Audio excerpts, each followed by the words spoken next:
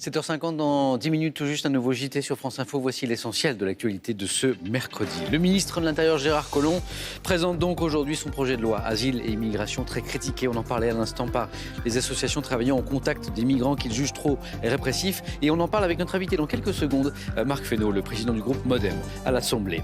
Avant le salon de l'agriculture samedi, manifestation d'agriculteurs aujourd'hui dans toute la France pour exprimer leur inquiétude sur plusieurs fronts, notamment la pression de la grande distribution, mais aussi les pourparlers entre l'Union européenne et les pays d'Amérique du Sud sur un accord de libre-échange. Et puis une 13e médaille en or pour la France au JO d'hiver avec le relais mixte de biathlon emmené par Martin Fourcade. Pas de médaille ce matin en ski cross. Les Français ne se sont pas qualifiés pour la finale. Ce projet de loi du gouvernement sur l'immigration est donc présenté par l'exécutif comme un texte équilibré, un avis qui n'est pas partagé par tous, on l'évoquait à l'instant, notamment par les associations d'aide aux migrants qui, elles, dénoncent au contraire un texte répressif. On en parle ce matin avec notre invité de 7h50, le président du groupe Modem à l'Assemblée et député du Loir-et-Cher, Marc Fesneau. Bonjour. Bonjour. Merci d'être avec nous ce matin. Avant de rentrer dans le détail, notamment sur les mesures phares de ce texte, votre avis général qui provoque des réactions hostiles, on l'a vu ce matin, jusque dans les rangs de la majorité, un texte équilibré ou pas ? Moi, je crois que c'est un texte équilibré parce qu'il maintient les grands principes du droit d'asile. Rien n'est remis en cause de ce que sont les principes qui permettent à quelqu'un d'accéder au droit d'asile. En même temps, il accélère les procédures pour ne pas installer les gens, quand ils ont droit au droit d'asile ou quand ils n'y ont pas droit, dans des situations de précarité. On a aujourd'hui un délai qui est très long, qui fait que les gens peuvent attendre plusieurs mois, voire plusieurs années avant d'avoir une décision sur leur demande de droit d'asile. Et dans les deux cas, ils ne sont soit pas dans le processus d'intégration, soit ils essayent de vivre dans une forme de précarité qui fait qu'on les installe dans une forme de clandestinité, qui fait qu'après, la mesure de reconduite à la frontière est très difficile à mettre en œuvre humainement. Parce que ça, c'est exactement les mots choisis par le ministre de l'Intérieur pour défendre son texte. C'est pas des mots, c'est des réalités. Oui, j'entends bien. Mais ce sont ces mêmes mots, par exemple, qu'il reprend dans Le Parisien ce matin avec une interview exclusive qui est accordée au journal. Les associations de migrants, elles, par exemple, explique que cette accélération du temps vient renier les droits des migrants. Moi, je ne crois pas. Je pense que si on a des moyens supplémentaires, le gouvernement a décidé en 2018 de mettre plusieurs centaines d'effectifs, plus de 200 environ, à l'OFPRA et dans d'autres structures pour permettre de mieux accueillir les personnes. Et donc, que la demande soit traitée de manière accélérée pour eux. Il ne s'agit pas de réduire leur temps pour eux, il s'agit de réduire le temps global. C'est mieux.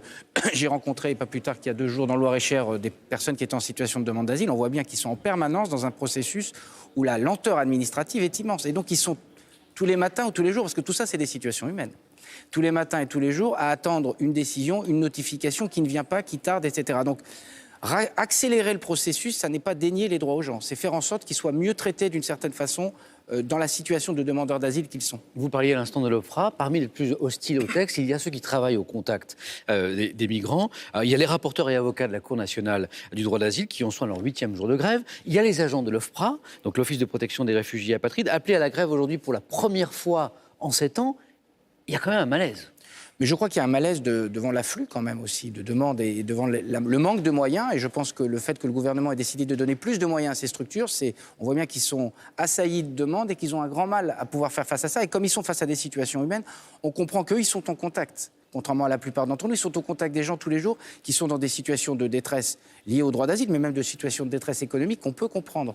Et donc que chez eux se manifeste un mécontentement, c'est normal. Après, je pense que l'accélération et l'amélioration des procédures, ça doit permettre à la fois pour ceux qui traitent des demandeurs d'asile et pour les demandeurs d'asile aussi, de mieux faire les choses. Si on rentre dans le détail, parmi les mesures contestées, il y a l'allongement de la durée maximale en centre de rétention.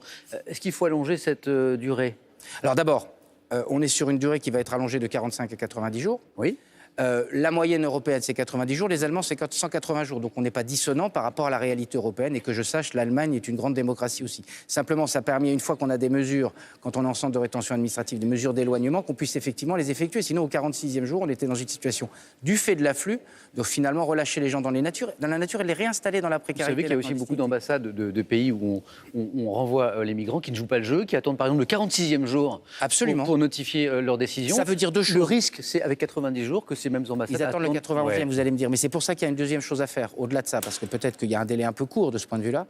La deuxième chose, c'est de traiter avec les pays d'origine de ces personnes pour faire en sorte qu'ensemble, on mène les mesures de reconduite et que ça soit avec les pays d'origine. Parce que si on n'arrive pas à travailler avec les pays d'origine, le ministre de l'Intérieur a travaillé avec l'Albanie, qui est un des premiers pays de demandeurs d'asile, alors que ça n'est pas un pays dont on peut penser que la demande d'asile soit objectivement une nécessité.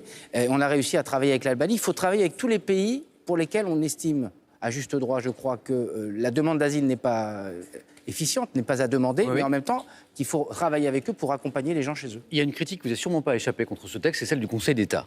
Alors que dit-il? Que la France n'a pas besoin d'un nouveau projet 2 ans seulement après la promulgation de la loi précédente, la dernière sur cette question de l'immigration, alors même qu'on a très très peu de recul sur son application. Oui, enfin moi je constate quand même que les délais sont toujours longs, même s'ils sont un peu amoindris, c'est 11 mois en moyenne, donc c'est beaucoup trop long. Et donc on fait face quand même à des demandes assez nombreuses, et donc je pense que c'est pas parce que la loi est récente qu'il ne faut pas déjà la modifier et reposer les principes. Je répète, on ne modifie pas le fond des principes du droit d'asile, et c'est quand même ça le principal. On n'est pas à restreindre le droit d'asile. Les gens seront jugés sur les mêmes critères de droit d'asile. Simplement, on essaie de mettre en œuvre des procédures, et c'est là-dessus qu'il faudra être jugé, de mettre en œuvre des procédures qui ne fonctionnaient pas aujourd'hui et qui devraient mieux fonctionner demain.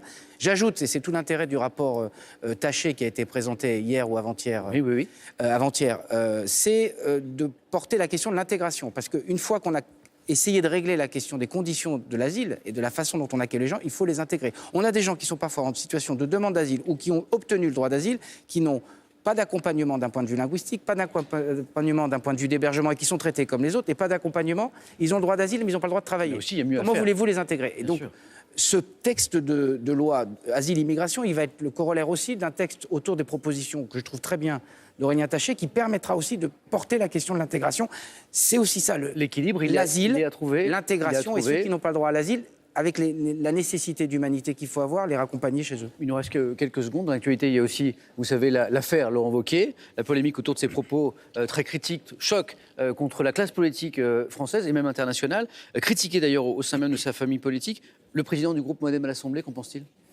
Je pense, rien ne me choque, je trouve que tout ça c'est la vacuité de la pensée politique. Et si c'est comme ça qu'on enseigne aux jeunes la façon dont se passe le monde politique, c'est-à-dire la cravate ou pas la cravate, le bras de chemise ou pas le bras de chemise, la coupe de cheveux d'un tel, ou ce qu'on pense de telle ou telle personnalité, pour moi c'est le degré zéro de la pensée politique. Après, M. Wauquiez, il dit absolument ce qu'il veut, rien ne me gêne, je veux dire, c'est le débat public, il engage le débat public comme il veut, mais en tout cas, ça n'est pas notre façon de faire de la politique. Je trouve que c'est le degré zéro de la pensée politique. En quoi tout ce qu'a dit M. Wauquiez, en tout cas tout ce qu'on a vu, intéresse les Français. C'est quand même le président des Républicains. C'est bien pour ça que je suis assez étonné. C'est le président des Républicains. J'attendrai plutôt des propositions pour les Français plutôt que de critiquer tel ou tel dans son camp, y compris l'ancien président de la République, Sarkozy, plutôt que de venir faire des commentaires. Parce que là, on est dans le commentaire pur vachard de ses amis ou de ses adversaires. Et je trouve que c'est vraiment le degré zéro de la politique et de la pensée politique. Et à ce propos, vous savez que le Canard enchaîné de ce matin publie justement l'intégralité de l'échange assez musclé entre l'ancien président Nicolas Sarkozy et Laurent Wauquiez. Un grand merci, Marc, de nous avoir rejoints ce matin dans la matinale de France Info.